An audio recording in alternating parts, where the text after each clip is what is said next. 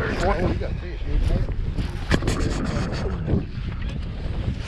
Big fish. It feels like a good one. Yeah. Oh, it's a good one. Good. Yeah.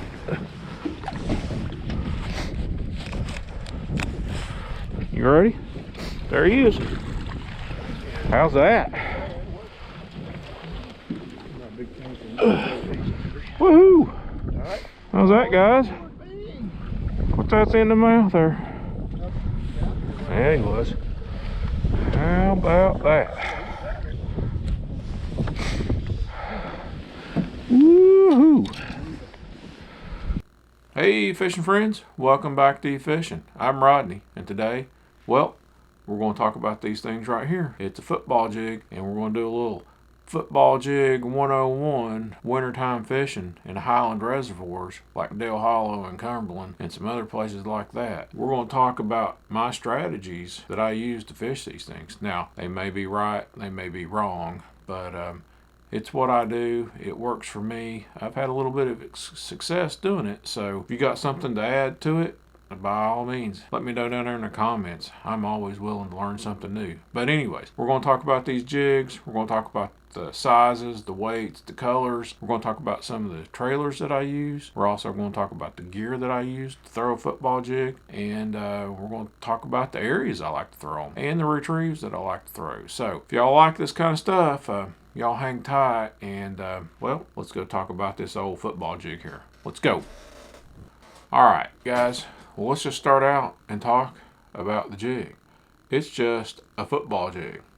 Your standard football jig. The sizes I like to throw in this is a half, a 3/4, and a 1 ounce. Now you might say that those seems like fairly large jigs, but it's important because you want to keep that jig glued to the bottom. And we'll talk a little bit about that a little bit later when we talk about the retrieve. But the main thing about the weight is you want to have just enough weight that you can maintain contact with the bottom and keep that jig glued to the bottom.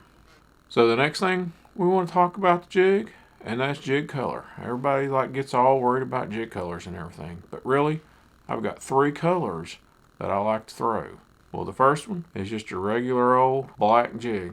Nothing real special about that. It's just a black jig. The next one I like to throw is just a green jig. There's nothing really special about it. It's just watermelon, some green pumpkin or green pumpkin. You know, a lot of your crawdads this time of year, they've got that green color to them. And I guess the third color, and this might be my favorite one, is just this brown jig. It's got a little bit of chartreuse in it and a little bit of purple in it. I don't know. It seems like I catch a lot of fish on them. Those 3 colors are the 3 colors that I primarily rotate between to see which one of those colors is working.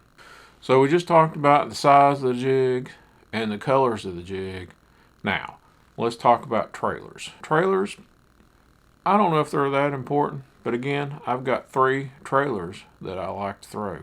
The first one is just your standard chunk trailer, and that's a Zoom Super Chunk Junior, and I like to throw that thing, especially if I want just a little bit of subtle action to it. The next trailer I have, if I want some action to it, it's just going to be this pocket chunk here. And it gives some pretty good flapping action down there with those little pinchers.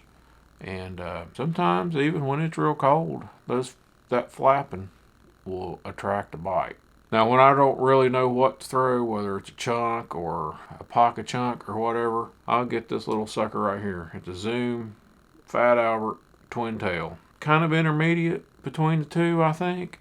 It's got some action, but it's still kind of subtle at the same time. So those are the 3 chunks that I like to throw. Now, as far as colors go, it's the same thing. Basically, green pumpkin and black are the 2 colors that I primarily rely on. And I'll switch between a black and a green pumpkin trailer sometimes just to see if that contrast will generate a strike. Alright, one more thing about jig colors. So sometimes I'll throw in a couple accent colors into the jig skirts. So I'll throw a little blue or purple in there, and I'll throw a little orange in there. And that could be on the green or the brown ones, or even sometimes the black ones. I'll put a little blue or purple in there too. So main thing is keep it simple with three colors. A black, a green, a brown, and rotate among those until you find one that the fish want. So we've talked about the jig, the size of the jig, the half, 3/4, and the 1 ounce. And we've also talked about the color of the jig, the brown, the green, and the black.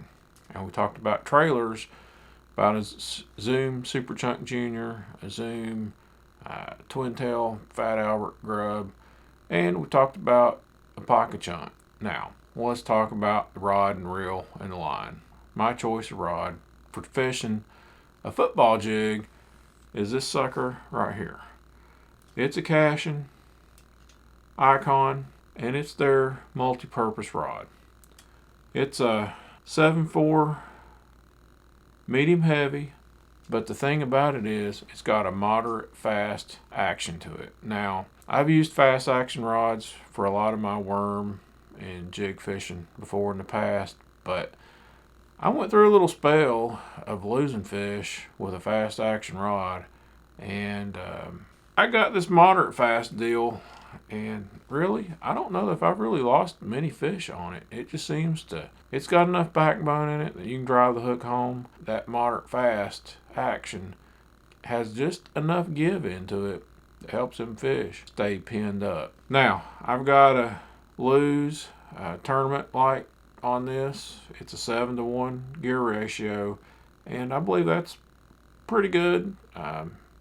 Somewhere in there, you're picking up about 35 inches of line, 35 or 36 inches of line. So that helps you keep up with fish when they start surging, wanting to jump and all that stuff.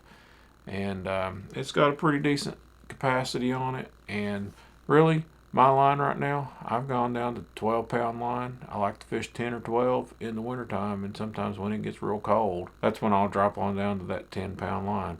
And I'm usually fishing P-Line CX, and I like the clear fluorescent, mainly so I can see it, because sometimes all you'll do is you'll see that line flick a little bit, and if you don't hit them then, they'll swim with a little bit and spit that jig out. So you got to pay attention to your line, and I like the fluorescent line to do that. Now, that's what works for me. If it doesn't for you, that's fine. Use whatever kind of line you want to. But for me, I like that copolymer and that P-Line CX.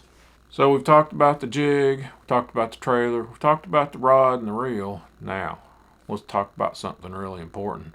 Let's talk about where to fish this thing. So let's go over to the computer and let's look at a few maps and see if we can figure out where to throw this thing. So basically, there's 4 places that I like to throw it. Number 1 is a bluff. Number 2 is a point. Number 3 is a drain. And number 4, bluff transition. And so let's go look at those on the map and see if we can figure out where to find these fish with this football jig. So the first thing I see when we're looking at this topo map is I see a river channel swinging up close to this bank. And the other thing I see is a creek channel swinging in and dumping in to this river channel. So the first place we're going to look at to throw this football jig on is a point. Now, point is typically characterized as a shallow area that's got deep water on 2 sides of it. Now, points can be flat and rounded where there's not a drastic change on either side, or they can be steep. And both of these places, types of points, can hold fish. So the next place to look for fish at on this map right here is a bluff wall. Now, what's a bluff wall? Well, it's just essentially a cliff. And it's an area where the contour lines are packed really close together. And you may be sitting in 50, 60, 70 feet of water, and you're just a cast away from the bank, or maybe even a half a cast away. So the water really drops off fast in these areas, and sometimes those fish will stack up on them. So just look for the bluff walls and throw your jig up on it and see if there's not any fish hanging on them. So the last place really on this map that I would look for fish in the wintertime is these drains. Now, what's a drain? Well, it's basically a ditch or a small creek running out into the main river channel. And sometimes in the wintertime, those smallmouth and largemouth, they'll gang up or school up in them, and they'll be laying right out in the middle of them. So don't hesitate to throw your jig right down the middle of one of these things and see if there's any fish hanging out of them. Sometimes they'll school up in them, and if you catch one, you might catch 2 or 3 out of it too before the school disperses. So just keep that in mind. Don't hesitate to fish those drains out there in that deep water. So we've got one more map here, and we've got another river channel that's forming up against this bluff right here. But that bluff may be good to fish too, but the other thing that we really want to focus in on is where this river channel swings away. There starts to be this flat up here, and this transition from the bluff to the flat. And sometimes that's just, I don't know why they get on it, but it can be a really good spot. Maybe it's a good spot for them to herd some bait fish and whatnot up on and to feed on. But these are another areas to throw that football jig on and see if you can't locate a couple of fish on them. And sometimes there's more than one. There'll be several fish on these flats, and if they're up there, they're usually feeding. So we've talked a lot about this football jig, the trailers, the colors, the gear to use it, and where to do it. But now, I guess the last piece of the puzzle is the retrieve. Now, for me, I like to keep that football jig, and I like to keep it glued to the bottom. So that's where the weight is really important. And I'll start with a half, because you're generally going to be fishing this thing from, say, 10 to 15 foot all the way out to 30 to 40 foot of water. So you want to be able to maintain contact with that jig and keep it on the bottom. Keeping it on the bottom is really important. So let's look at how to make these retrieves. So when you cast your jig out, you're going to let it go out there, and then you're going to let it go and hit the bottom. And just let it sit there for a second, maybe shake it. And then you just want to pull it a little bit, 6 or 7 inches, and shake it, and repeat. Pull it, shake it, pull it, shake it. But the main thing is you want to keep it on the bottom. Now, if you've got a steep area, you want to just pull that line and then feed it back so that jig will fall right down that steepness. And then when it hits the bottom, shake that thing again. And then you just want to keep pulling a little bit and shaking it and giving it line so that thing stays glued to the bottom. Now when you get to the end of your cast, shake that jig a little bit and then pick that thing up off the bottom 2 or 3 feet and then let it fall down just a little bit. Sometimes they'll hit it. So one thing you want to do is, if you have steep terrain, is to not hop that jig up and over your fish. It's cold, they're not going to chase that thing. What you're going to want to do is you're going to want to shake that jig and give it some slack so it falls right down the face of that cliff. Sometimes those fish have their nose right up to it and they're going to chase.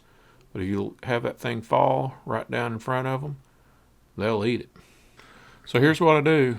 So I'll just shake that rod and get that jig to fall down them rocks. We're sitting in 40 foot here, I think, and throwing up in there, and it's pretty steep. So I'm just shaking that rod and then feeding the line as it's falling down those rocks. I'm trying to keep it as close to them as I can. They had the entire lake dammed up. Oh yeah, you drive. Get the net. Yep. Coming up. All right. I'll swing him. Way out here. Yep. Look at that. Woo. Got spots on his head. Look at that. How about that? Right in the top of the mouth. That's my approach to fishing a football jig in the wintertime on lakes like Dale Hollow and Cumberland and other Highland Reservoirs. It's a strategy. I don't know if it's right or not, but you know what? It works for me. If it doesn't for you, then well, that's okay too. If you got something better, let me know down there in the comments what you guys do or what y'all think about it. But anyways, I'm Rodney with eFishin. If y'all liked it, make sure you give it a thumbs up. Maybe hit that subscribe button if you picked something up. Maybe even share it out there with your friends, or maybe even hit that super thing down there. It directly helps the channel out and supports it. But anyways, We'll catch you guys out on the lake next time. We're out.